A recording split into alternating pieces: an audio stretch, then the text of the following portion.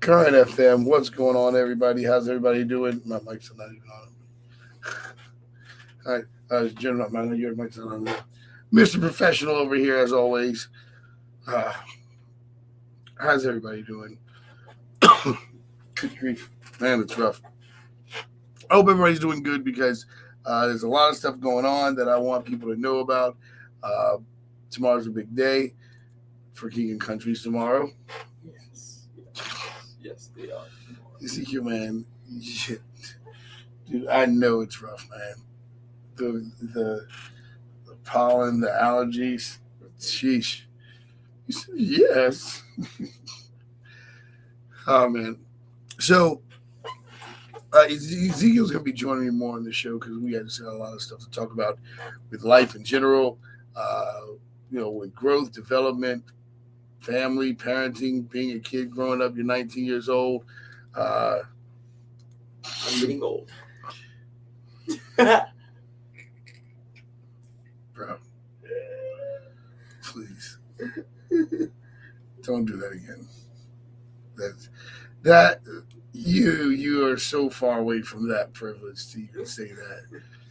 I mean, we have some good news. We are now on Apple. What did it say? How do you say it? Apple Podcast. Yeah, something like that. You just set it up. I don't even. Isn't that funny? I'll just do stuff and be like, "How do you guys not know it, dude? You just did it." And on Spotify. Yeah, I can't say when that happens, but yeah, it's interesting because we're on all of these different apps now. We still need you to subscribe to our YouTube channel. Now, listen, I know I'm asking for a favor. First of all, I want to say something to everybody that you know what a lot of people say to me, like, Duke, it seems like you guys are always going through a hard time. You always need support. You always need help. And then they're like, why don't you just quit? And I'm like, why don't you quit your job? You know what I mean? Why don't you? This is what I want to just tell people. Listen, you want me to quit? You want me to quit after 20 years of work? You want me to just quit? Why don't you quit your job and then tell me how that works out for you? Or maybe every time something gets a little difficult, you don't just, throw in the towel. And it's like maybe that's why America is falling apart the way it is, because when things get hard. But don't you understand that it's what comes against you that makes you stronger? Now, I know people will say things like, what is it? But you always need help. Guys, what ministry do you know that doesn't need help? Do you know any ministries? You've been on the planet for 19 years. Some ministries don't say they need help. They just act like they have it all put together. Right. And then they connect with us and we get behind the scene and find out it's a nightmare. Find out they're going through. Find out it's not easy. Find out it's hard. Guys, this ministry thing, especially if you do it full time, a lot of people can have a job behind the scene and then, Or they'll say they're using your money for something important. But they're really using living off of. Oh my gosh, that happened to us. Jets. Yeah, no, it actually happened to us. We were donating $1,200 a month, or we were paying the rent. Somebody was renting you guys an apartment, and we were paying the rent. Remember when I said that? Yeah. They were renting. It was a pastor. We were renting the apartment, and we were paying the rent, and he was using the money to pay for the church, and then got an eviction notice. Yeah. So this is the type of stuff. It's like here's the thing, though. Here's the thing. I get it. Ministry's hard. It's absolutely hard. What I'll say though is that if we stick together and like for one, and I'm not bragging on ourselves. This is different about us. What's different about us is we're creating things that you guys already buy. We're just making sure we dedicate it to the Lord because we're trying to create faith-based culture. Like there's a guy named Dr. Dre who's a rapper in the secular world. Well, growing up, I hated the fact that his organization was called Death Row. All right. And out of the blue, God gives me this vision to create Life Row. Now, only certain people in the hip hop community are going to understand this. Be a professional again. That's funny. You know, and interesting enough, it's so weird because they're actually doing well. Ezekiel's wearing one right now, Life Row shirts. It's hilarious how people will be wearing the Death Row shirt. I'll want to take a picture with them. Be like, hey, man, I think it'd be kind of cool you wearing the Death Row. I don't think it's really cool. But guess what happens? They say they're embarrassed. They're embarrassed. Like, oh, man, I feel like I'm embarrassed wearing that shit. Like, man, come on, I don't want to do it. And I'm like, wait a minute. You're bold enough to talk about death until you come into someone who's bold enough to talk about life. Until you connect with somebody who's going to be talking about life. And I'm like, if you're wearing something that you're ashamed of, should you be wearing it? You know what I mean? That's what I'm saying.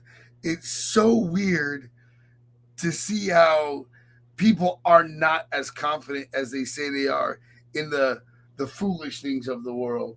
You know what I mean? And I don't know. I just always found that fascinating. That it's like, where's your confidence? I noticed that like bad guys will do something stupid, like break into someone's house or talk junk to police, and then immediately become the victim. Have you noticed that? Yes. You should notice it. You've done it too. You're a kid. So do you think it's human nature? Yeah. No, I think it's just worry about getting in trouble, so you just go straight to playing the victim. So that's human nature. Yeah, I guess. Because did I teach you how to do that? Yeah, no. So then that means that's got to be human nature. If you just came with ready-made evil. Yeah. I feel like it could be human nature and a choice. Right. Like if I did a crime and instead of playing the victim, just admitting I did the crime. Why do you think it's so hard? Because your first answer is going to be probably to lie. Ooh. I mean, being that's what happened with Adam and Eve. Yeah. So you think, okay, I know that one time you said that everybody lies. Like, what's the big deal? Talk to me about that a little bit. I only said that because we're all human, and I don't know. Because I bet you there are some people out there that can tell the truth. But I guess then I don't know. The people that I'm around, they've lied. So right. I'm so used to saying everybody lies. So you're surrounded by liars. Sometimes I wouldn't be. Yeah. The main people you're around are your sisters. Yeah.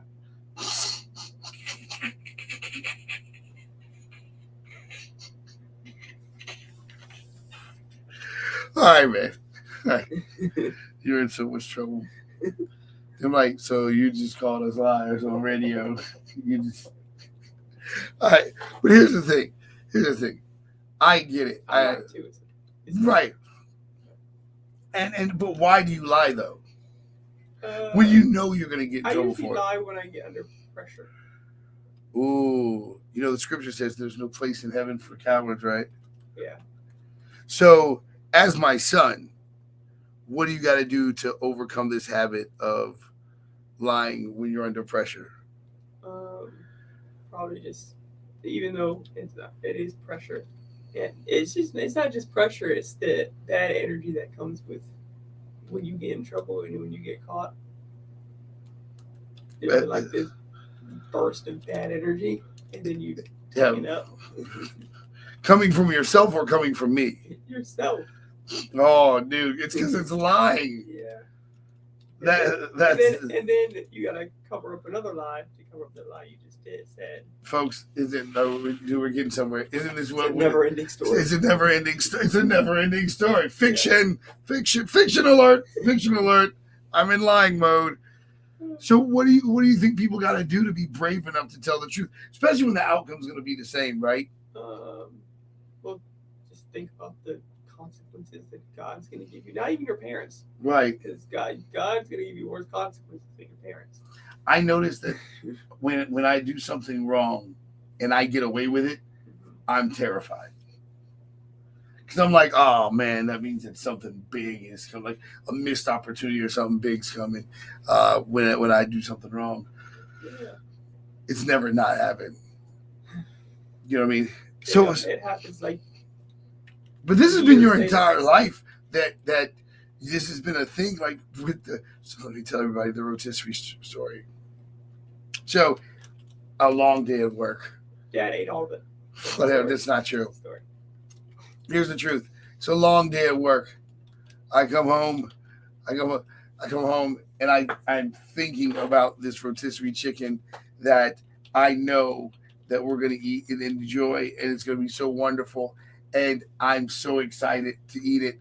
And I go open the refrigerator, and there is a naked rotisserie chicken in my refrigerator. My well, then I go to my go to the living room, like, who ate the skin off of the chicken? And Hope's there looking like, a nightmare. Her hair is all frizzy and just I don't know if you guys have kids or not out there, but good grief, their hair can get crazy. And Ezekiel's standing there with chicken meat in the corner of his lip, and he points at Faith and says, "She did it." You know what I mean? It was like, first of all, everybody knows that was adorable. Like, hands down, that was like, all right. Was it cute? Yes. But then I was like, dude, I mean, remember I went nuts? Yeah. I went nuts.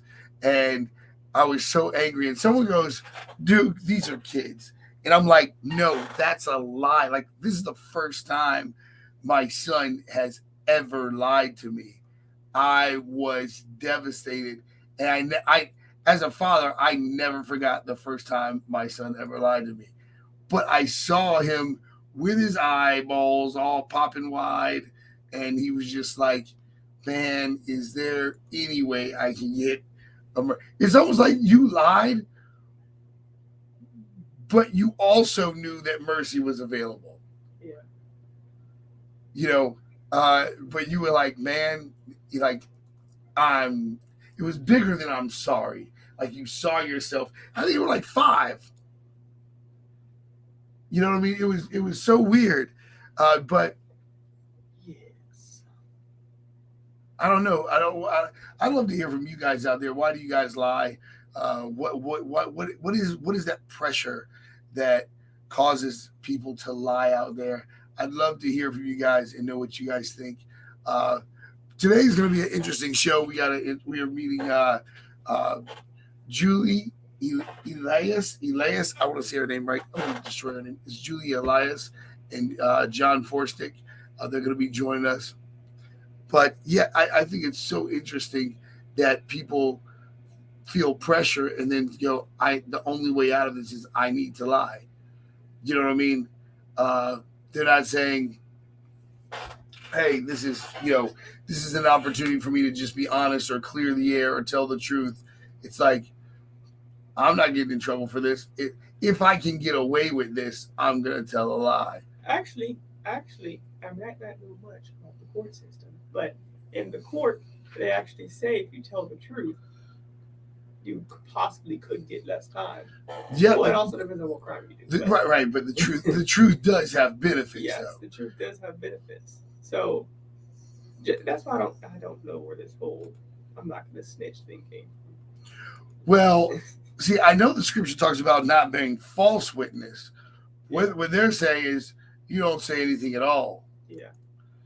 That's dangerous. Especially in my generation of hip hop. Yeah. Those guys. But hip hop's not okay, so watch this. I know there's people that don't even want to use the word hip hop because of there's people that don't want to use the word hip hop because of its relationship to the religion hip hop. In case you guys don't know, hip hop actually is a religion. Much like yoga, and then people use the yoga as now. This is where it gets dangerous, is because once you start giving credit to other gods and things like that, it's very, very dangerous. I tell people, look, if you want to pursue something profound and deep, just pursue the word of God and stay focused on that. But there's nothing wrong with hip hop and all of that other stuff. I think the issue is when we get into the culture of things. Does the culture of what we're listening to line up to God and His will? And that's what's extremely important is knowing when we are lining up to the will and word of God. And I think a lot of times this is where we mess up with creativity, is because we don't, we're so afraid to step outside of, the tradition, because we're like, when have we gone too far? You know what I mean?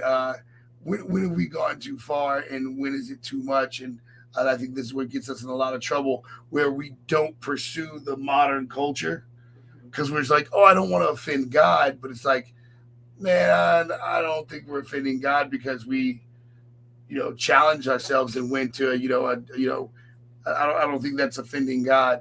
I think fear offends God. I think we have wise counsel to talk to. We got wise counsel like John Forystek. Hey, how you doing, dude? We got wise. I was just talking to him, talking to Ezekiel, my son, about knowing when you've gone too far as an artist, as a musician. I know Easter was just here, and there were a lot of controversy about some of the choices that artists made as far as their presentation, and and I was like, oh man, I'm happy that people are trying, but I guess I do believe in wise counsel, but I think sometimes we got to just make sure the culture lines up to the word of God. But I just get real nervous about putting limitations on what God can do.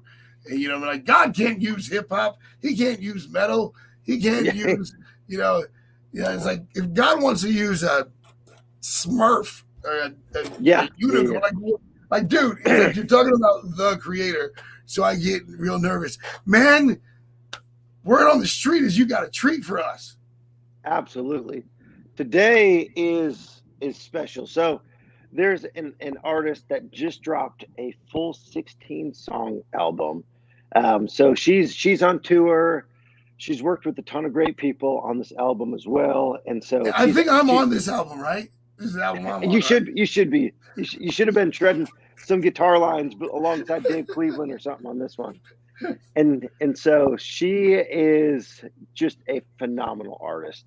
Her name is Julie Elias, and she just dropped her new album called The Dreamer. Wow. Yes. Hello, how you doing? Hey. I was watching you backstage. I was trying to catch you dozing off or something. No. I was like, I was gonna get you up there. Not today. Give me an hour. Right. Well, first of all, how are you doing? I'm doing great. And Pastor, I do have to say, your spoken word track for the album, it's the bonus. There you go. Right up there. All me. No, but John, so how did you guys connect? So Julie and I have connected through a mutual friend that is involved in probably every area of business known to man. I don't think there's something that he's not involved in. And so we started getting connected on just a whole bunch of different things. And so then it was like, there's this thing every year called the Experience Conference at Disney. And I think that's where we really solidified our friendship. And I was like, oh, she's cool. Oh, and she can sing. Oh, and she's an artist. Oh, and she tours. And so it just kept spiraling. And then last year she performed at the Experience Conference as well. And did you do a song that was coming on the album? You did an original. Yeah, actually, that was the very first time I did any of these new songs live. And yeah. 1,500 worship leaders who, all have opinions. So that was a little nerve-wracking, but it went over great. Yeah, and so I remember hearing that, and I was like, that's cool. And then Julie's flown to sing with me in Miami and some other things as well. And so it's like just seeing what she does, her heart for God, how she is always involved in something, but she never needs the credit for it, which is really cool to see, especially in our current culture. It's like, how can I serve well? How can I serve God? And so another big point of impact where it's like, okay, she's the real deal was when we had a women's conference at Liberty with all of the, I'm talking we're talking college age student girls that deal with identity crisis to the max. And we had Julie come in, talk through all of what God has called you to do, talk through your identity, talk through, music, artists, worship leaders, all of that kind of stuff. And I'll let you talk about that, Julie, because I remember that was a highlight experience for every girl that was at Liberty that attended that. Yeah, no, that was really, really special. And what was so funny about that is that was literally like right before COVID. And, going into that was sort of one of the most normal, like last normal things that I was a part of. And I'm sure for the girls that were there, it was the same thing. And, I'm so glad I had the opportunity to do that before the world changed. And, it was really cool. I do a lot of ministry for teenage girls.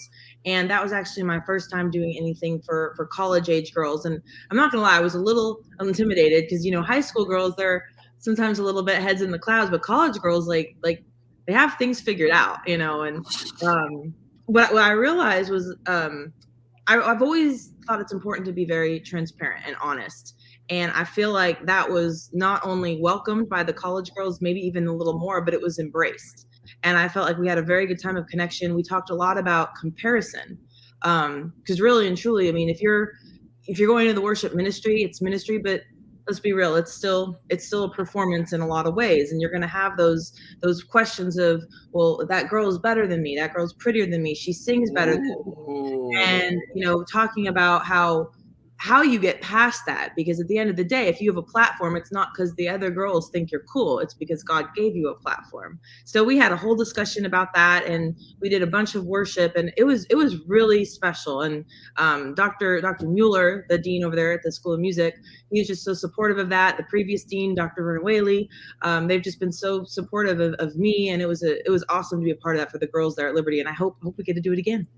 Yeah, I gotta, like, wow, you just opened up a can, like really, because it's like, I always I asked Matthew West the question, like, hey, how do you make sure you're keeping the focus on staying on, like, focus on helping people get through difficult times, staying focused on God? How does it not become about where am I charting, where am I?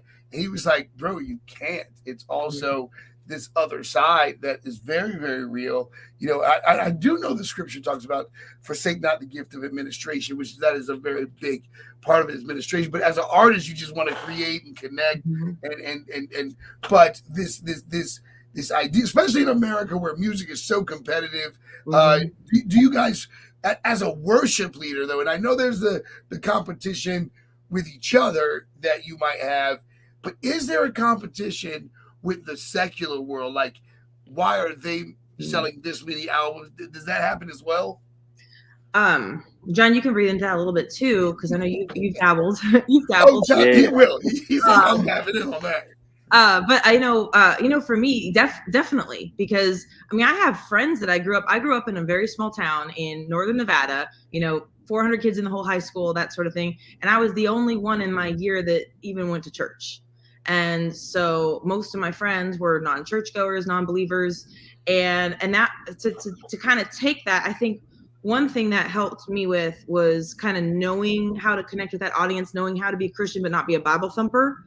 But on the flip side, even to this day, like, there's some people that I consider friends that won't listen to the music because they don't listen to church music. Does that make sense? With John, what's happening right now? Is this for real? I told you she was great. Okay. Like, yeah. And so it really does come to your genuine love for the Lord. And so if you truly love God, you can't love God and then not love the people he's called us to love. And so when we see that, I mean, we deal with this inside the church world. We deal with this when we get coffee. I mean, it's like I don't think I've ever spent a day in my life, even if I'm sick, like, I have to get out of the house. So it's like, I don't think I've ever spent a day in my life where it's like I haven't encountered a person. And it's like, if God has said we're all made in his image, if God has called us to love people like he's loved us, there's so many things that God has forgiven us over. There's so many crimes that we've committed against him that I think that there's no way we couldn't love others to the point of, like, the love of Jesus wrapped so inside of our souls where it's like, I want to impact that person. I want to buy him a coffee. I want to tell them who our God is. And if they reject us, who cares? We are doing the right thing with integrity, despite how they treat us. Well, I know in Duke 316 it says you can fuss out people that cut you off on the road, though. You can't like just give them a little bump. You know what I mean? You can follow them. You know what I mean? Please do not listen to that, folks. Please do not. I don't know how people read their word or not. There is no sing in your car. That's hilarious. Just pray. But so now, I mean, I'm so glad you brought this the challenges that do exist. But I'd love to know where do you go within your writing, within yourself, because obviously all this challenge, you're picking and choosing what words you're going to say. You're picking and choosing what sound you're going to use. Mm-hmm. How do you just calm everything down and get to that place? That's a great question. I know for me, if I sit down to write a song, there's no song that's coming. Like, I get the idea for a song if I'm driving in heavy traffic and I get out my phone and make a voice memo. I'm like, oh, blah, blah, here's a melody or here's an idea. And that's when these things are birthed, just out of real life. And then, you come up with so many ideas. I don't know, you maybe explore half of them and you end up using a quarter of them, to with like the actual song. And for me, I mean, little things just pop up and make me think of a song. I was looking at an old picture of myself a long time ago. I went to one of those marine parks and I was picked out of the crowd to pet the orca whale, which now you can't do because they're worried it'll eat you. But back in the day, we didn't care about these things. And so I remember that moment of getting to pet that orca whale. That was when I decided I want to be a marine biologist. And that lasted about a year. And then I was on to the next thing. And then I was on to the next thing after that. And that picture kind of birthed this whole idea of myself when I was younger and all these dreams that I had. And, fast forward to a couple years now where I still have big dreams, but now they're more realistic. And I think that hurts even more when they don't come through. You're comparing yourself again to everybody around you, feeling like they're having all the things you want, all the success in the world, while all you have left is your dreams.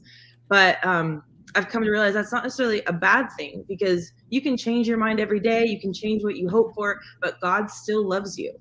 Even when the world feels like it's moved on and left you behind, God still loves you. And that was the inspiration actually for the whole album, especially the title song of The Dreamer, is that just be you, just be who God created you to be, because he loves that person. And if you're here, he has a reason for it.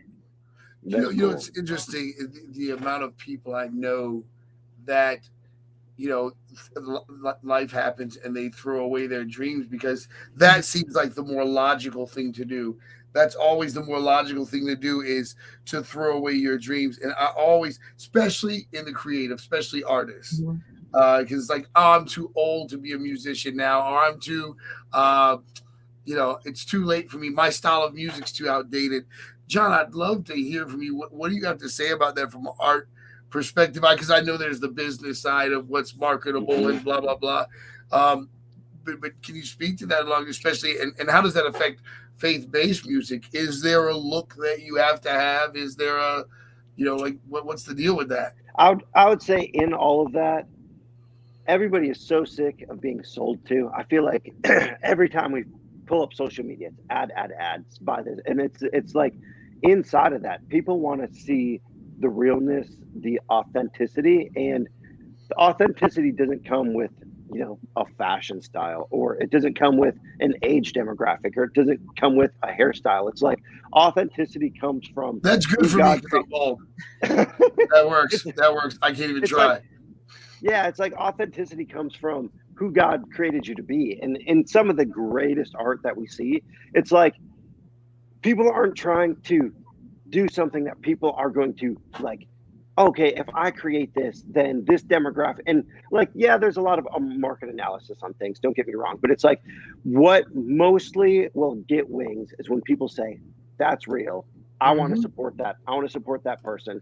And then normally then the marketing comes in. It's like, okay, now this is real. How do we take this to the masses? But there's no such thing as an age demographic when it comes to authenticity and what people are craving for. And so inside that too, it's like I was looking at Julie's project, The Dreamer. So I saw that she dropped a single a couple weeks back, and then I was looking at this, and I'm like, okay, 16 songs. Okay, I want you to walk me through, because we live in a single world where it's one song, 2 weeks later, another. Like, artists can barely focus for 2 weeks on one song. So how did you, in what God has put inside you, and all of that you have wrapped inside of this project, I know. how did you come to She 16 just told us. songs? Yeah. She just told us she holds up traffic. That's what she does. She just said, I get out the car. There's a 16 people that lost their job because they got stuck behind her to write a song. And then you have people like Pastor Duke that in all his Christian road rage comes after you in the car. So that was me. It inspires you. It inspires you. Got it. It's true. Touche. I got to hear this. 16 songs. Especially with artists and those listening and other church things. It's like they're doing singles at a time. I know you're on tour. Did that inspire you to, like, people need more music to listen to? Or how did you come to that? Like, let's do a full album. That sounds killer, by the way. Well, so previously, before this album, it had been a few years since I had released anything, and to be honest, when COVID happened, I truly wondered if I was going to be singing anymore. Like, I'm an indie artist, and if you're not building your own momentum, that working for yourself every single day, it's really easy to just disappear. And so for a year and a half where every venue to sing music was closed, I truly wondered if that was going to happen. And then just how God works. As soon as we were coming out of COVID in June of 2021, I got a phone call asking if I wanted to go on tour with a Christian comedian named Shonda Pierce. And I said, what? Like, say what? She's a comedian. Like, I'm not really that funny. I can't remember jokes to save my life. And they're like, oh no, we don't want you to do humor. We want you to sing. I was like, oh, okay. Now we're talking. So, so I went out on tour with her, and in all the years I've been doing this, that's the first time that I've done the whole tour bus routine. And in the last year and a half, we did over 90 cities. And on the road is where I just got such a rush of inspiration. And I think being with people every night, listening to them comment on my songs and hearing what they liked, what God spoke to them, it just totally inspired me to be like, you know what? I have so much more I want to say. And God has put so much in my heart and in my life and my testimony these last few years that I feel like it's time to make another album. And hence the 16 song playlist, because there was so much I wanted to say. There's a lot of original songs that I wrote. There's, I think, 11 of them that I wrote myself. And then there's some covers. I covered one of my favorite songs, Goodness of God, which, I heard before the pandemic, and throughout the whole COVID lockdown and everything, I just listened to that song for so many different purposes. And that song works anywhere. I've heard it in church services, I've heard it in funerals, I've heard it in weddings. Like, what a great song. And I'm like, well, you know what? Why try to write something better than one of the best worship songs ever? I'm just going to put that one on my album. And it was really fun to put it together. Like, the whole album has a journey. It starts kind of, where I was when I started, just feeling a little bit lost, feeling trapped, and going through those moments of, God is still good. God is still there. I still need to worship him, even if it doesn't look like what it used to. And then it goes through some turmoil where you're really wondering, God, are you even there through all this? And he is. And it ends up all together just understanding the last song, or the second to last song on the album, is called Swan Song. And I took basically the imagery of an actress on stage and doing theater. And she knows it's the last night that she's going to perform, because she's made a conscious decision that she's going to change the trajectory. There's stuff she's loved, but there's a lot she's missed out on. And she's decided that I'm sad to leave this behind, but I'm excited for something even better. You leave what's good for something greater sometimes, and you need God's strength to do that. And it's definitely an allegory for all those people. I mean, we all know what that's like. We all know sometimes the best yes is a no, and we have to move on. And that's kind of how the album wraps up. I'm vibing with you, because I'm like, so based off what she just said, moments like these, you got to pay attention, be really in tune with these special moments, because sometimes our perspective, even though it doesn't turn out the way we want, it can lead us into a new direction. And so what I'm going to do, because we make our own T-shirts, what I'm going to do is I'm making a shirt based off what you just said, that the best yes is a no sometimes. Oh. That's an awesome T-shirt. Thank you for that. I'll give you a certain percentage. Yeah, I'll send you my address. John's on the phone. I want to make sure John, I'm going to give like 20% for sure. It's like a co-writing session. We all right. There you go. What that paid per word? Dude, come on, you're a natural. Like the idea, we want yes so bad, to be totally honest, and yes feels so great, and I know in that field, we can be attached to our writing. I talk to John about this all the time. I'd love to hear your perspective on when you write something from your heart and it's your baby, and you take it to like the doctors, you take it to the producers, and then they're like, we're going to take this word out. What does that feel like to know that, well, I wrote it and said this, and like, no, we're going to use this word instead, or what does that feel like? Because I know how intimate writing is. Julie said it never happened. It's a perfect write. The first. It's perfect. It's perfect. That's why there's 16 songs. I'm just kidding. Okay, so I have a funny story about that. One of the songs I wrote on my previous album, I give out the album a lot. I point people to the music, and one of the ladies sent me an email and was like, I just think this is so sweet. It was a song called Only for a While, and they said, it's so sweet that you wrote a song about your feelings after your mother passed away. And I was like, my mom didn't pass away. But that was how she interpreted the song. And whoa. And it was like, what's really messed up is it's kind of an upbeat song. Like, it's kind of like do-do-do. And and I was like, well, that's so interesting. Well, then I found out her mother had passed away. And even though she was a little bit older, but that was her lens that she was listening to the song with. And that was, in a way, like, after I had a laugh and then also felt bad because her mom had died. That was when I looked back at like my writing, and I said, it's just crazy how God can do things with the songs you write that aren't even your intentions. Now, thankfully, she liked the song. Not everybody always does, and that is hard. Like, back to your question, it's hard when you have something that's like, this is my pride and joy, and people aren't as excited about it as you are. But one other thing I've learned from doing this over the last 10 years or so is you will never please everybody. And if you're singing for a crowd, the majority of the people are going to like you, and you can't focus on the dozen or handful of people that don't, because you're not singing to them. You connect with them. It's weird though. It's weird because you're in the business of like having your music heard. Like me being I want everyone to love. Like, I feel like I'm a shot of coffee in the morning. I want everyone to love. I'll get emails where people are like, hey man, you need to calm down. Just play some music. You really talk a lot. I'd appreciate not hearing your voice so much. And I'm just like, well, God bless you. And then I find out where they live. No, I'm kidding. That's a joke. That's a joke, people. Because I'll get emails about it. I think he really does. I've seen this car.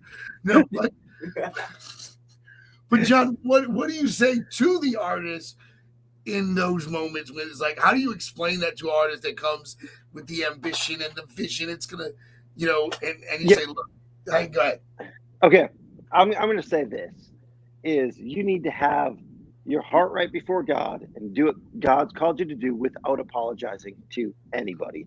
So if God has called you to do it and your heart is clean and you know that you are doing the right thing before God, it's funny because I don't keep notes, good or bad, because you get them all the time. You go lead an event and you'll get emails or notes, and I'm sure Julie has a stack of them too.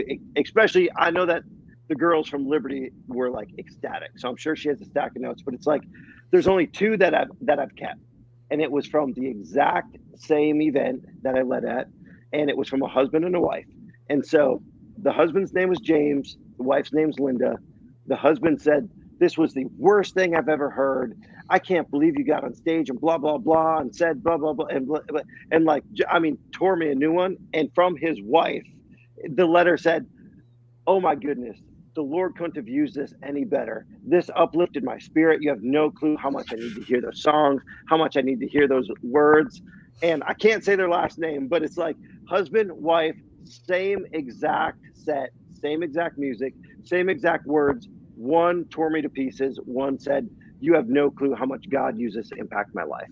And so you always are going to have people on both sides of the coin. So it's like, are you doing what God has called you to do? Are you ministering well? Are you not just taking advantage of the gift that he's giving you and be like, I don't need to practice, I don't need to rehearse? It's like, are you stewarding that well? And if you are, then you need to let God minister hearts, because all we can do is say the message and say the word. We can't change anybody's heart. Only God can do that. Absolutely. Okay, so now because of he's talked about the heart and everything like that, I want to say this word to you, and I want you to tell me what comes to your mind. And it's worship. What does that mean to you? My first impulse, word association, was surrender, because you have to get out of your own self. You have to get out of your head. You don't have to worship God, in a sanctuary on Sunday morning. That doesn't have to be the time you limit yourself to worship. Worship can be anything. Worship can be in your car. Worship. I have horses, and when I go out and ride them, and it's a perfect day, and it's beautiful, and the weather's nice, and there's not a lot of wind, I just sit there and thank God for everything He's done. And I almost treat that as a worship, to commune with this beautiful nature that He's created, and for me to experience Him and realize that that's because of Him. I think when you focus on God in everything, when you look for Him, when you're expected in your daily life, in my opinion, that's worship, because you're surrendering the stuff up here. You're surrendering the stuff in your brain, and you're not on your device. You are focused in the moment. And I think that is as much worship in some cases as, singing 5 songs on Sunday morning. What is crazy is how thoughtful you are as a person. As a musician, I just totally pass you the ball and be like, music this, music that, music this. And you're like, no, you really thought about it and, like took it, internalized it, and thought about it that quick. I just saw how you write songs. I saw you write songs but that is beautiful that you were able to say, hey, because most people, am I right, John? Most people would connect worship to music. I know I asked you that before, and you were like, you went more the service way, so it's kind of cool to see how like-minded you guys are. But I think that word is evolving in our hearts, where we did think that's what worship is, what you do on Sundays. And I think also, and I'd love to know how this affects, or if it did affect you with modern Christian music. A lot of the older people don't see it as worship because it's upbeat. That sounds like the world, and that sounds like this. And then as a creative, I can see how challenging that could be to say, okay, so what does worship sound like? But you took it to another level. But from a music perspective, I'd love to know how do you free yourself from dealing with that? Like, well, this is worship, and it should sound like this because they're going to listen to this on Sundays, right? Or this is going to be played on a secular radio station. Like how do you overcome that challenge of sound? Yeah, no, that's actually a great question, and we could probably do a whole segment just on that someday. But book the date, John. Book the date.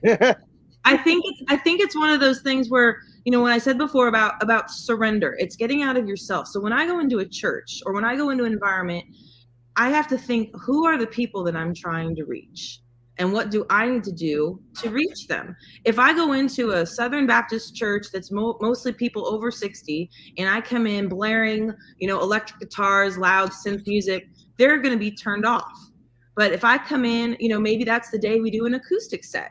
I definitely am going to, throw in a hymn. Like, I'm going to do whatever I can to help them get out of their head, get out of their criticism, and again, surrender, so they can be ready to worship and ready to hear what the message has to say. Now, if I go into Liberty, I'm not going to sing, hey, Liberty students, convocation, get out the hymn book, turn to hymn number 472. I'm going to try to. It's a lot of thought. It's a lot of intentional of praying about it, knowing your audience, and coming up with the best thing that's going to work to bring them to Jesus. Yeah. And I'm gonna say this word as well is toolbox. It's like with musicians and artists, you have to have a toolbox, and you need to know how to use all of those tools well. So it's like the same thing with construction. It's going to take multiple tools to get that house built. But it's like when you go into a church setting and you start ministering to people, you start thinking, okay, wow, maybe this is a little bit different material that I'm used to working with. But now you're pulling from your toolbox of, okay, this song will work. Maybe if I tell a story that would relate to them. And so like on Sunday mornings, it's like I'll normally lead 3 services, same band, same set list, but we end up doing a different song or tag of a song in every different service, even though it's scheduled the same, because of the people that are in the room. And so if you're truly leading worship and ministering, it's like you're pulling from your toolbox of, okay, the song, do we know the song is good? Yes. Did the song work in this context? No, I need to fish in this toolbox to get something that's going to start steering these people to the cross of Christ. And so I love Julie's answer on that, because it's like, if we're truly called to minister to people, it's like, what tools are we using to minister actually to those people and not just what we want to sing? Right. Yeah. Now, I do have to ask you this super tough question because of the fact that, because of the fact that we live in this media day. How does that affect, how has the media going towards social media and everything, how has that affected your music, able to connect with people, your strategy on how you're heard? How have you made that transition? Because I did make the transition. Well, I was like, radio, it's always radio. I'm a TV and radio guy. It's got to be radio. Okay, dude, goodbye. And I was like, wait, don't leave me. You see me packing my bags. I got clothes falling out, trying to catch up. It's a true story. But I just started taking social media seriously. So I'm like telling everybody, take it seriously. How did you make your transition, or did you realize it like growing up? I'm growing up in this social media world. How did you handle that? Yeah, so I feel like I'm still making that transition. I don't know that I've fully made it yet. I don't like being on my phone and on the computer, and unfortunately, to really be engaged in the social media aspect, you have to be in front of a screen. And so that's definitely been an adjustment for me. I've definitely asked advice from other people, like, what can I do? With this album, it was a lot more push on getting Spotify ads, a Spotify playlist versus radio ads, that was new for me too. It's just changed so much. John mentioned it before. It used to be like, if you had an album, people had to buy the whole album, even if they just like one song. Now every song has to be crafted and purposed in a different way. How many times I grew up, so I kind of am in that weird like generational gap where, like, in high school we barely had cell phones, but by the time we were in college, everyone had Facebook and social media. And so I remember going into like a Sam Goody at the mall and buying an album, right? I just shocked you. Yeah. Buying an album because I liked one song, and literally the rest of the album, I don't think I liked one other song. And then you paid $18 to one song, and now you pay 0.01 of a penny and you can listen to any song you want at any time. And so that definitely, in this album especially, I think I finally learned that lesson. Every song has to have a very a unique story behind it. And not that they didn't before, but there was a lot more thought and craft, I think, that went into it this time. And it's different now. The benefit is there's so many more ways to get your music out there, and so much so many people, like, I've heard the stuff that even the students there at Liberty come up with. Like, it's so good. Like 10 years ago, I would have been like, oh, what label are they with? And now it's just, what computer are they using in their basement? Like, it's crazy how much content is out there and how good it is and how quality it is. So I think there's definitely an element of like, how can I be unique even more so? But at the same time, I love it. There's so many different avenues to share music, and people will come up and say, oh, I heard you on Deezer. And I'm like, what's a Deezer? Like, they have a prescription for that. Like, I hope you're all right. But it's just, that part of it's cool. Deezer's like, the anointing's strong on you. Praise God. What language is that? It's Hebrew. Deezer. Right.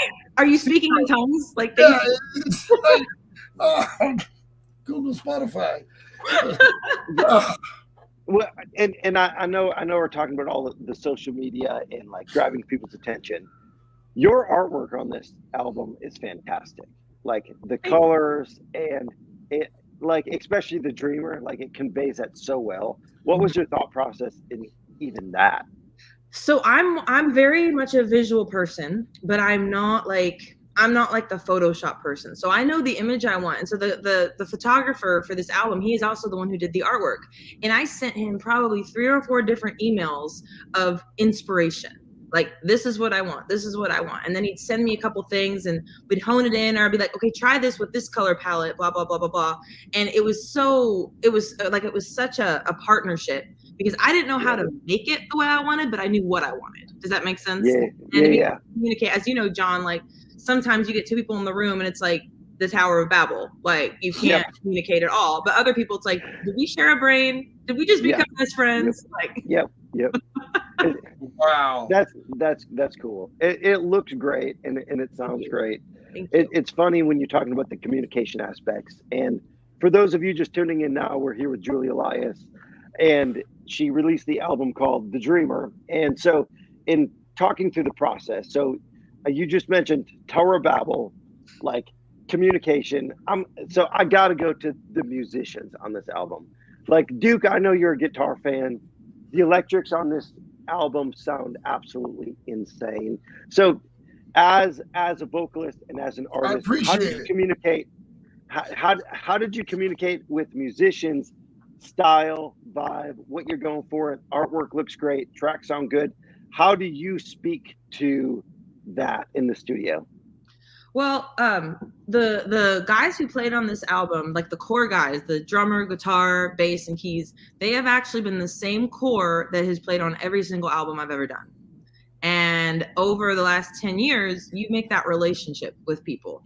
And I felt like this was a culmination of them knowing me, you know, by this album, by, you know, the 6th album that I've done, knowing me, and that communication like process, it was more of a partnership. Sometimes, you know, you go into studios and you give people the charts, they play the song once or twice and then they record it.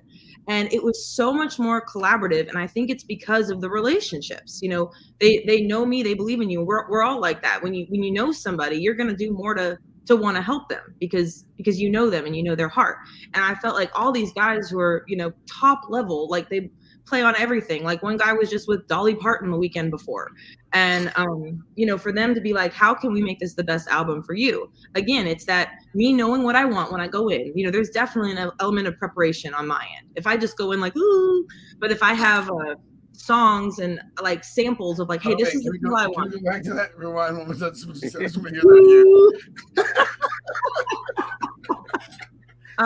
But going in with a vision, I think helps everybody execute it better, you know, because when they understand it. And yeah, so these guys, I mean, we did so many songs, like I said, the 16 songs.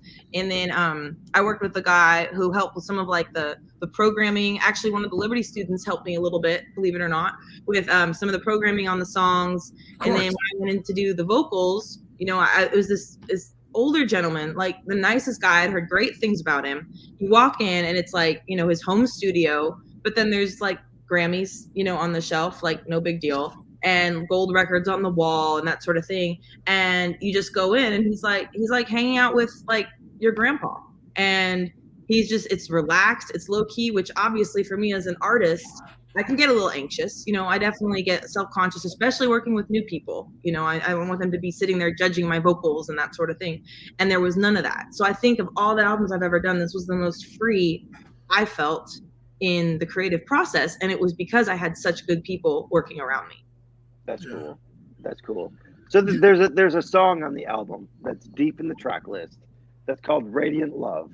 And so I have had like the demo version of that song for months because it's my daughter's favorite song. And so like Julie came and she was cutting some in Liberty Studio. And so when my daughter heard that song, she was like immediately started picking it up word for word.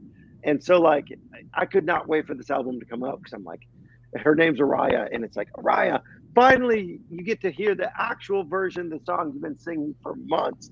And so it's just cool to see the process and what God has put inside your heart, and it translates to like something so close, like my own daughter. She's going to be singing songs about the radiant love of God, about all the things that happen. And I know you have stories from the road. Is there anything within this last season that just kind of captured your heart in other people sharing into what God has put inside of your music?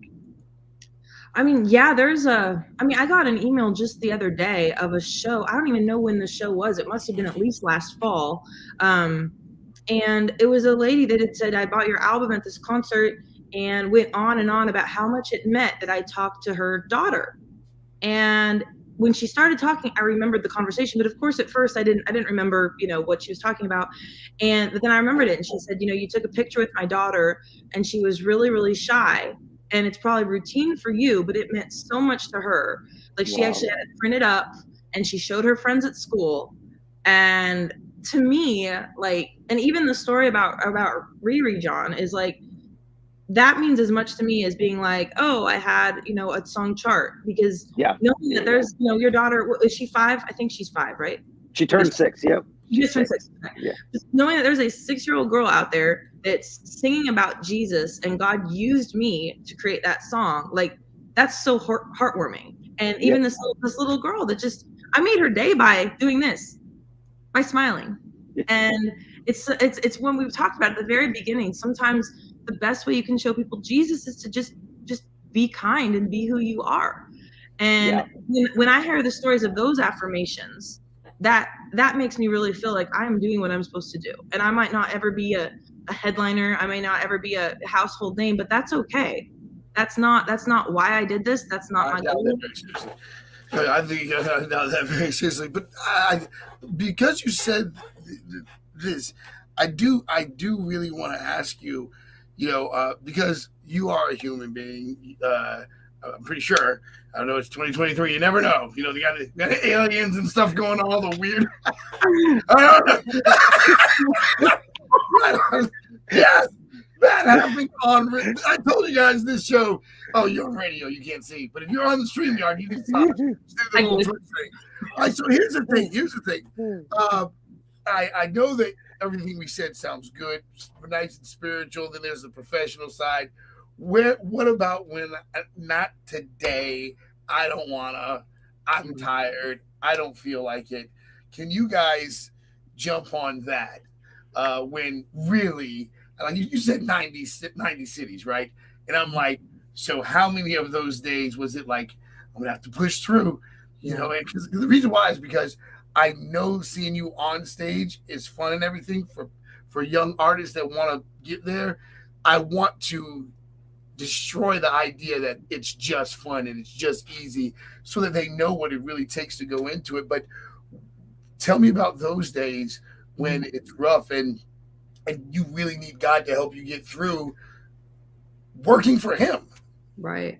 Well, I do want to add, even stuff that I'm saying now. I mean, I'm still learning, and I have good days and I have bad days. And even some of the stuff that I've come to see now about my faith, I had to go through really hard times to get there. And even in my career, I definitely had those times of like, oh, if only I could sing like so-and-so, then I'd be popular. Then I would have success. So, I mean, I want everyone to know who's listening to this, like, it's a work in progress. It's not just hey, I've never had an issue. I've never had a problem. No, I have problems every day. Like, I have insecurities every day. And even on the tour bus, I knew that at any minute, like, I could be replaced.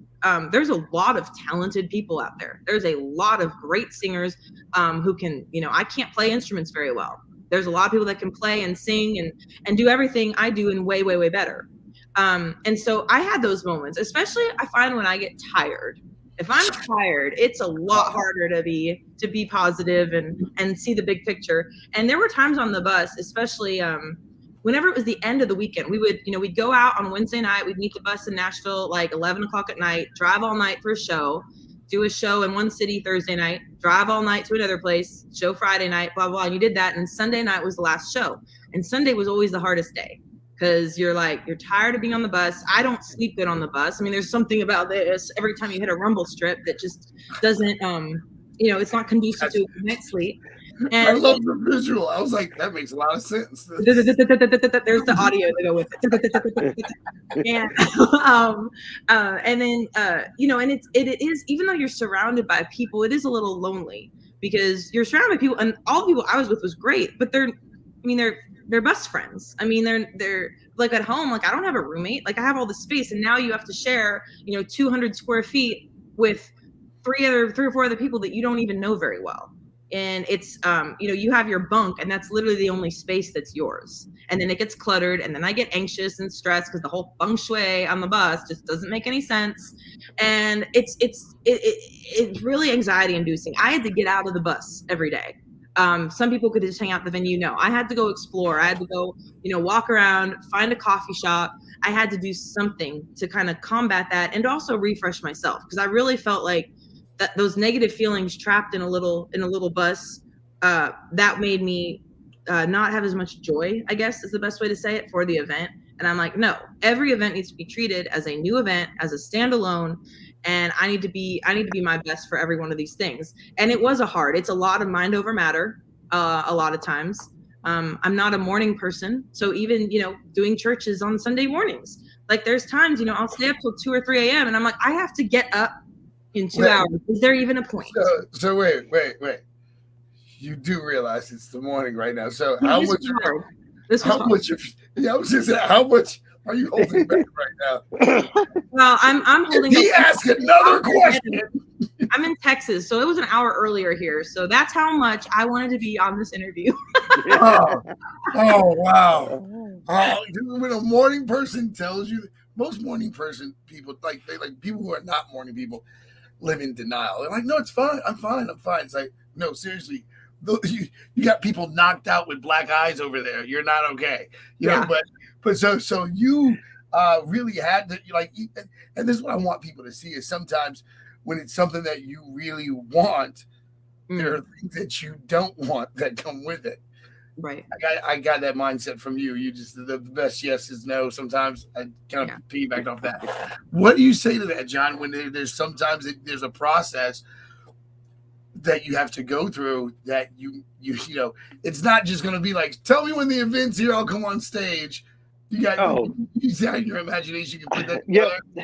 I will say this. if God hasn't called you to music, and if God hasn't called you to lead his people in worship, you should stay. It is the hardest working industry known to man. I mean, you're up till 2 a.m., you're on a bus, you're traveling, and all the while you're probably working another job or producing for somebody else or trying to get into co-writes or this. And so it's like, I think the biggest thing is people see the artist on stage and they see all the lights and they see all the production and it sounds great. And they're like, I want to do that. But it's like, that's only 15 minutes. It's like you're performing and you're singing, and that's a 15-minute set or, a 45-minute set if you're headlining. And so it's like, so people see that and it's like, I want that. And they don't realize like there's so much that goes into it. There's if God hasn't called you to it, it's like you will get burnt out on your first, George hit a rumble strip again. And we're like, rah. And it's like, and so it's like, and then you realize, okay, so now everything I did the night before, it's a whole new city. So you can't go off your success from yesterday because nobody saw that. It's like a whole new set of people, who might not know who you are, a whole set of where if you did the song great last night, you still got to do the same thing. And so it's like you're singing the same sets, you're singing the same things. You're also doing side jobs. You're also working. You're also trying to meet people and shake hands. And you have to do the whole personality thing to find out who people are and, make your way through. Now you're in a new space and you don't even know where the bathroom is half the time. It's like, excuse me, can you tell me where the bathroom is? And it's like, so people see the little glamorous thing and they think, I want to do that. But there's so much work, not to mention the years of talent and practice and piano lessons and voice lessons and making the right. And so in every step, it came natural for me, to be totally honest. You was all just now, you just never had. It's a lie. It's a lie on Christian radio. No, But so with that being said, I do gotta ask, because I think that, and of course, I wasn't saying that to scare people away. I want you guys to know that. Oh, I was. Yeah. I get it, because I don't want people thinking, wait, why do we have to do that? We have to rehearse. It's hard work. It is hard work. Yeah. So I do want to know, because you brought something up that made me think about when you're tired, you're just gotten off stage, and I know that people are excited. We have an audience right now, and like, not like we don't always have an audience. I just said it like today we got on, but we have an audience, and I'd love people to know, hey, sometimes have some mercy if the artist doesn't come out and shake hands. You brought that up, but what do you do when you're coming off stage and everybody wants to shake hands and preach to you and share their testimony? And because I know it's a real intimate moment. Yeah, no, it's that's actually one of my favorite parts of the show. Is I love connecting with people, especially because a lot of people don't know who I am, and it's always funny when I'm at my table and people look at the CD, look at my face, and say, "Oh, is this you?" I'm like, "Yeah, it's me." Like, were you paying attention to the show? I'm in the same outfit that I was just on stage for, but and so that's a little bit like that. That'll kind of cut you a little bit, like take the wind out of your sails. Like, was I that unmemorable? But for the most part, like if people are coming up to the table, it's because they like you. Something about your performance or your testimony that you shared, they like. And I love that. Like, I wouldn't do what I did if I had to sit in a green room the whole time or stay secluded on a bus. Like, the people is what I do this for. Like, I like that live feedback. And to me, that's invigorating. And when I am tired, when I am feeling lonely or feeling like I'm not good enough, that I know for a fact that that's God using those people to reinvigorate me and be like, that's the reason you're doing this. You're not doing this for a number on a chart. You're doing this because you reached that person. And that's actually, like I said, that's the most life-giving thing when I'm out there doing this and I need a little boost. Right. John, what do you say that to the artists when they're tired? Like, what's because I do know that some people are like, hey man, not today.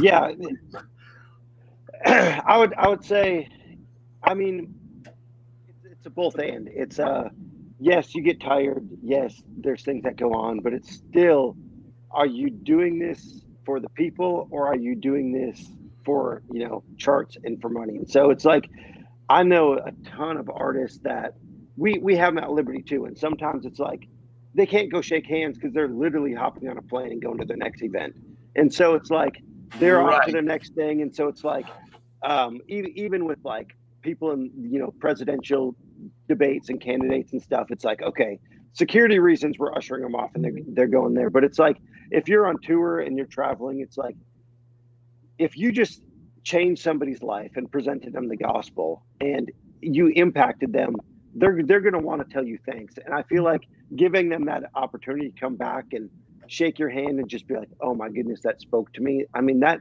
just makes a world of difference. And so it's always, I tell it the same thing to worship pastors.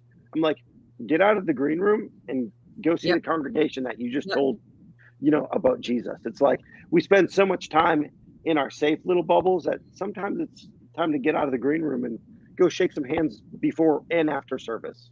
Yeah. Now I know we gotta go, and if you, but I would like to know, like with your social media, do you use that as an opportunity also to connect? Because I know that's one of the benefits that I gotta say. I know back in the day, back in my day, the mystery was like, if you're the artist, you don't communicate with because that's the next big thing is the next big album, whatever. So but now this generation really is about connectivity. So what are some of the things that you do to connect with your fan base?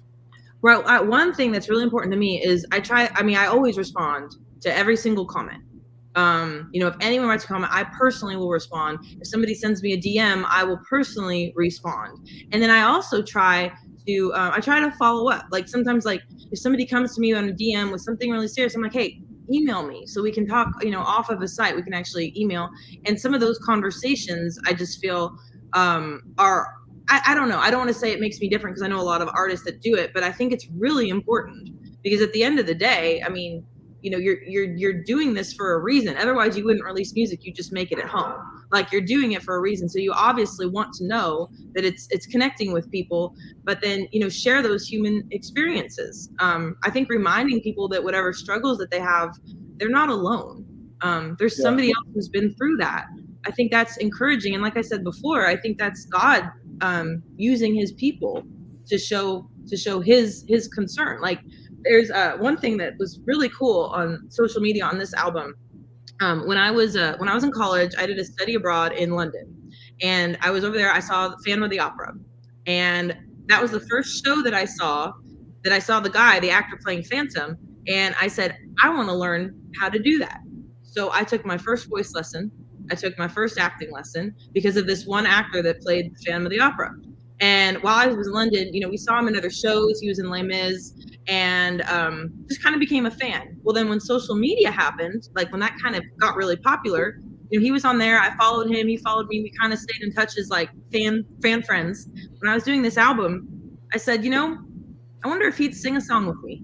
And I sent him a DM on social media and asked, hey, I know it's a long shot. The worst you can say is no. And he said he'd do it. And so the last song on the album is the song The Prayer, that beautiful like Celine Dion ballad. And I'm singing it with the guy who was a Phantom of the Opera who inspired me to take my first voice lesson and literally change the trajectory of my life. And he's on this album. And that is 1000% God. And had I not had social media and stayed in touch, that would have never happened. And so the social media value and connecting, you know, it does take away that, you know, that those platforms that we used to pretend with celebrities having, you know, it does take down that walls, but I think it's in a really good way. And I think it just fosters that connection with humans so much more. Ooh. Whoa. The amount of faith. You are so bold and courageous, because usually we go from, there's nothing wrong with having an inspiration, but it can easily cross over into idolizing, right? Oh yeah. But you, like, I was inspired by this. I'm going to get voice lessons. You never forgot that. You go back. This is what I mean about how amazingly thoughtful you are. You go back and ask the guy that inspired you to get in music to be on the album. And do you know how most people talk themselves? People, listen to me. Please listen to me. Just stop talking yourself out of what God can do. Because, you just went, like, surely they would never want. I get it. You're a kid. I could totally see a million reasons why you would talk yourself out of trying to get this guy to be on your album, right? Mm-hmm. But you're like, no, this totally makes sense. Either you think a lot of yourself or you think a lot of what God can do. And I think you think a lot of what God can do. Yeah. You operated on faith. I think that you stepped out on faith in a way that, you know, and it's so funny because, John, you know this, like it seems like everyone that makes it, it's never the testimony that's easy. It's always that, like, they chose to believe it could happen. Mm-hmm. Have you noticed that? Yep. It's almost like they have the same reasons to stop that everyone else does. Right. You know, it's like, so it's like, what's the difference between the independent artist, you know, and the artist that never leaves their room it's like they stepped out, and I'm going to tell that story for the rest of my life. Yeah. Like, which, I mean, I'm old. I don't know how much time we got left. but the point is, it's like, there's tomorrow. Good luck, kid. But the point is, my mind is blown. First of all, you went to London. I mean, like, you literally stepped out on faith. You had 2 minutes. You flew on faith. You stepped out on faith, flew on it. You know, please, with these last 2 minutes, could you tell some person out there who's dreaming right now? Okay, so I promise you that was not a plug. I was actually in the zone. But talk to someone who's dreaming right now, and they're dealing with the can it happen, will it happen? They're in that abstract battle place. Mm-hmm.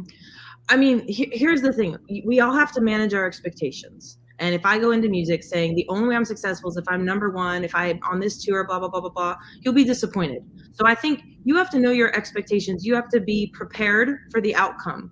Do I want this enough that the risk of a no is worth the possibility of a yes? Does that make sense? And so honestly, every day is a leap of faith. I mean, we all have all the excuses in the world to not do anything. But that is not how God created us to live. He didn't want us to live afraid. He doesn't want us to live where we're timid. I mean, he didn't give us a spirit of timidity. That's scripture. And other scripture says he has a plan for us, plans to prosper us and give us a future. And that's what you have to believe. And just because things don't turn out the way that you envisioned, the way exactly that you dreamed, doesn't mean there's not something good that can come of it. That doesn't mean that God's forgotten you, and you never know what will happen. I went to London on a whim, study abroad, the night before the application was due. I filled it out and called my mom and dad and said, hey, I'm going to go to London next semester. Such a win, such a leap of faith. And then that's what happened. My whole trajectory of my life changed. I thought I was just going to go over there and pretend to be in a Jane Austen novel for 3 months. And I went over and discovered music and discovered a gift that God had given me that I had always liked, but I never thought was any good. And I went over there, learned it, developed it, knew about myself, and it just changed everything. And it wasn't what I expected. So if you have a dream, that dream is there for a purpose God has put in your heart. You might not know what it is. You might not know what comes of it, but follow it. Follow it, because the worst that can happen is you get told no. But there might be so many other doors that open because of it. Jeez. That's it right there. That's absolutely amazing. And I tell you what, I had those challenges myself, because I was like growing up, you told, oh man, dude, you of course, when I was growing up, back in my day, you had to pick a group. Are you going to be the athlete? Are you going to be the musician? My problem was that I loved everyone. You know what I mean? So it was like I loved everyone, and then everyone also got all the cool, like the athlete, this and that. Mine was just, I love putting a smile on people's faces. I love, and it was like, oh man, it's like this cool. They got the cool talents. I'm just a dude that makes people laugh, And the next thing I know, I think by the time I got out of the military, I was in radio like in no time. And that was 20 years ago. You know what I mean? I was in diapers. My son was in diapers. But my point is that I remember when I first started getting in the radio, I started thinking about all of the stuff that I wasn't able to do. And then when the first couple phone calls that would come in, and they would say how encouraged they were and how much they needed to hear that laugh, and how much 20 years later,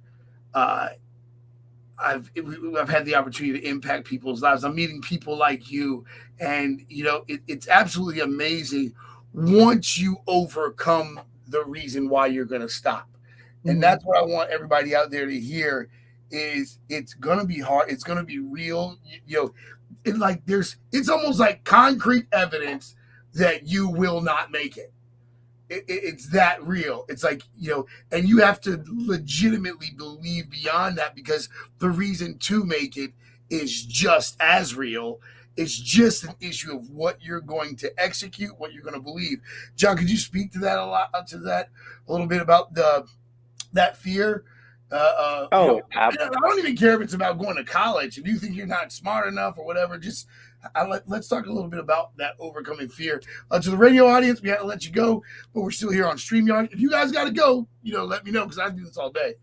But John, can you speak to that fear a little bit? Yeah. I got a few minutes left, so let me talk about this. It's like, do we truly trust God or do we not trust God? So if we serve a God that has created everything, that owns everything, and that is in control, and now he lives inside of us, it's like, do we trust him enough that we're going to say, hey, God, I'm going to give this to you, and I'm going to let you work.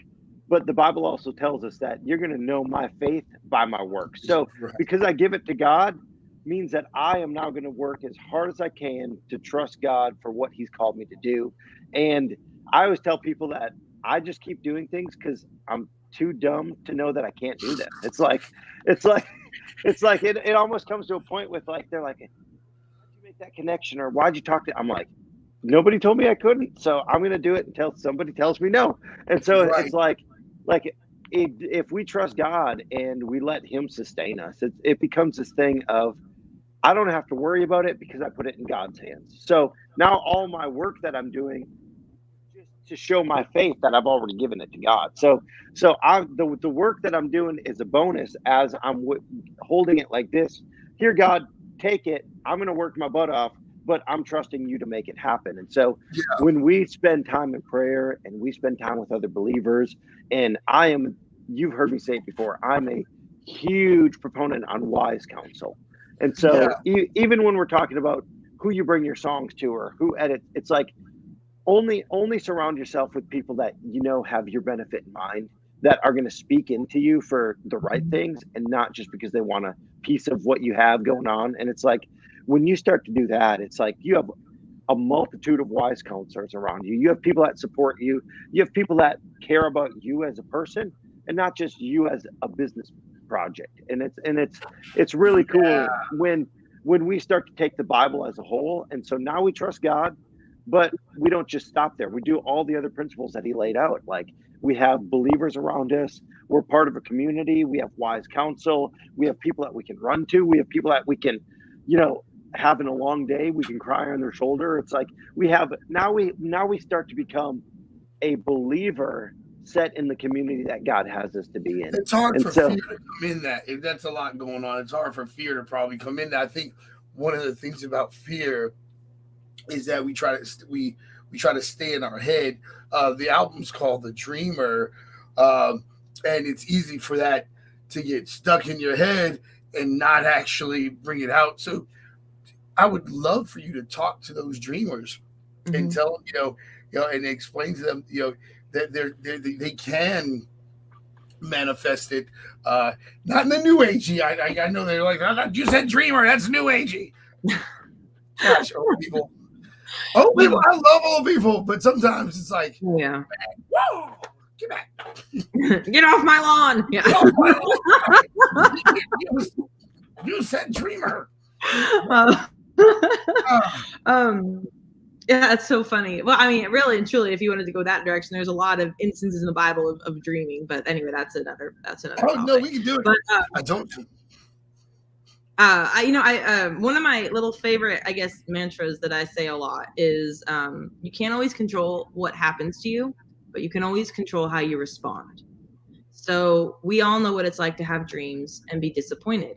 So when you face that disappointment, whether it's with a dream or just in life, just anything, are you gonna use that as an excuse to become a victim, to say, well, I tried it once, I must not be good, I must not mean anything? Or are you gonna say, okay, I need to take a step back and reevaluate and overcome this? And that is definitely in my opinion, the answer God wants us to do is to keep going, to use that disappointment, to use that failure to propel us to something new or something better, or maybe we need to work a little harder. It's not an excuse to give up and stop dreaming, if that makes sense. No, it makes perfect sense. Because we all, I mean, my goodness, you just have to turn on the news to see people victimizing themselves. Everybody's a victim. Everybody's offended. And really, is that how you want to live? Yeah. Is that how you want to live your life? Taking everything personally? Because it's not about you. It's not about you. All right. So I feel like John's keep trying to find people to replace me on the radio show. I told you she was good. I told you she was good. She said everybody's a victim. That's like how I talk. Really? Because I'm just like, oh, God, get me out of here. And like everybody's looking crazy to me. Like everyone really wants to be a victim. And I'm going to say something that's totally off the wall, but it's me, so it's normal talk. This is how I talk. But I asked a college professor of mine in Bible college, because I'm astute. I asked this guy, I said, man, I was being dead serious. I said, why does bad things happen to godly people. Like you know how much bad promo that is. Like I would be like, if I didn't know the word of God, I'm like, God really needs to hire a better PR team. You know what I mean? Because it's so bad. You know what I mean? And the teacher said to me some mind-blowing stuff. He said, Duke, why does anything good happen? This is a fallen world. This is a broken creation. Sin, the wages of sin is death. It's like, we need to celebrate every time something good happens, because God could have just let it go. And every day is an extension of his goodness and grace, even when things don't work out. And I'm sitting here just like, I'm like this big at that point, because like I was going through a bad day, and it was like, I think I got a ticket for something stupid, like doing 90 and a 35 or something. Something I deserved. I was mad about something I deserved. Like, all the people doing 90, I get the ticket. It's like, yeah. But and I remember thinking, like, it just changed everything. And I think that definitely made me extremely annoyingly jovial. Because did I just say annoyingly jovial? You guys made me smart. It's the Liberty thing. It's the Liberty. I never say a jovial. I don't even know how to spell jovial. Yeah. This is awesome. I get on the show with John, and then all of a sudden I'm all presidential and jovial. You bring out the best in me, man. So, and that thing was in there. Jovial was in there somewhere. It's amazing.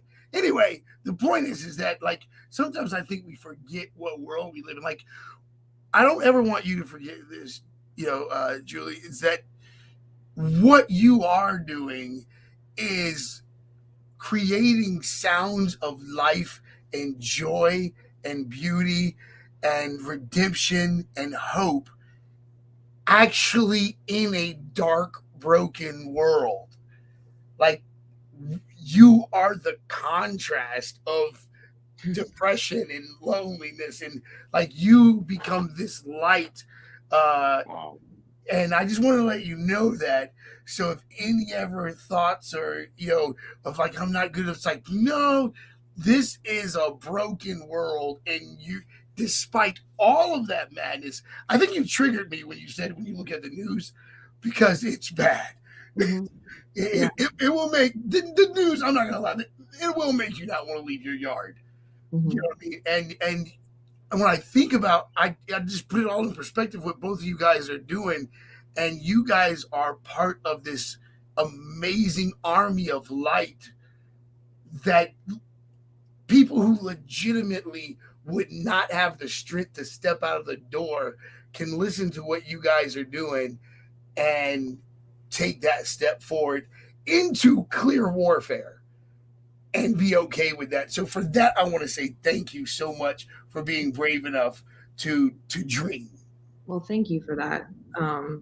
Thank you for that. That was very kind. And I think to add to that, if people are listening, I think one of the reasons I can speak into the joy and everything now is because it's a choice. I mean, I've struggled with depression and with anxiety and feeling like I'm not good enough, and I have to be really careful because little things can trigger me back to those places in the most unexpected ways. And I have to have my mind clear to choose to believe what God said about me, not to let my feelings, dictate how I respond, how I feel about myself, but to make the choice to believe what God says. Does that make sense? Because if you just feeling, you're going to feel differently. If you're hungry, you'll feel different than you did when you were, woke up that morning. So I'm a big fan, because I've seen it in my life about that, doing things with intention and trying to take a step back and see the bigger picture, not make it about yourself, not do anything that gives you an excuse to not be your full self that God created you to be. And that's, like I said, that's a lesson I learn every day, and it's one I've had to learn the hard ways at times. But I see both sides. I've been low, and I've been where I am now, which I think is in a good place. and I would rather be in this good place. I don't want to be low. So how do I stay here? And, you know, I have the tools. That's what I want to impress upon other people through the music. Like, you can do this. You have it. Everything you need to find your contentment, to find happiness is within you. So you just have to believe that that's what God has for you. And like you said before, manifest it. And that's what will come out. Man, you guys are amazing. John, I know you got to go preach to 10,000 people right now. So it's like, what are you doing this morning? Going to preach to 10,000 people. And like, wait, seriously? Yeah. No. Convocation starts at 10:30. So we have we have the large room gathering. That's awesome. Greatness is my norm, John says. I'm sending you that T-shirt. Greatness is my norm. Just what I do. I'll send you the jovial pastor. I already forgot I said it. Jovial. Well, thanks so much, Duke. Seriously. Thank you so much for having me. This has been really fun. I appreciate it. You're a lot of fun. I feel we're definitely like-minded, and we could talk all day. But thank you so much for your support. You guys are amazing. Guys, tell everybody how to contact you.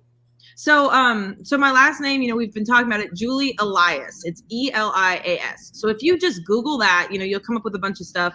I'm on Apple Music, Amazon, Spotify. My website's julieeliasmusic.com. I just redid it, and I think it's really pretty if you want like hard copy of anything, because there's still some people with CD players, you know.